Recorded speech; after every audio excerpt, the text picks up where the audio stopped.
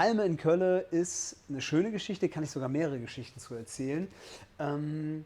Ich war abends aus und kam nach Hause und zu Hause habe ich so ein elektrisches Klavier stehen und hatte so 2, 3 Wein getrunken und habe mich ans Klavier gesetzt, was ich öfter mal mache, wenn ich abends nicht allzu spät nach Hause komme. Und fing an so rumzuklimpern und irgendwann kam mir diese Melodie und sofort kamen mir die Worte Palme in Kölle. Keine Ahnung warum. Es ist einfach so passiert.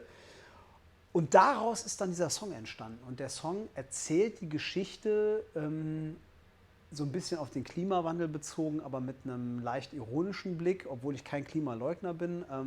Definitiv ein sehr, sehr wichtiges Thema, sehr ernstes Thema.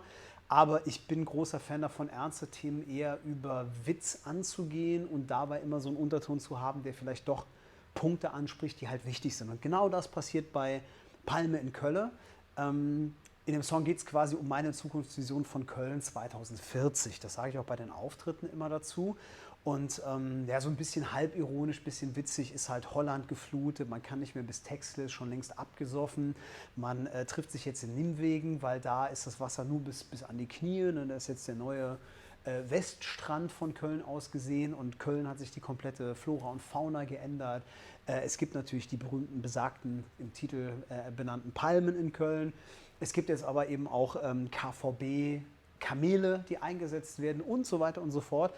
Also ein halbwitziges Lied oder ein witziges Lied mit einem durchaus ernsten Hintergrund.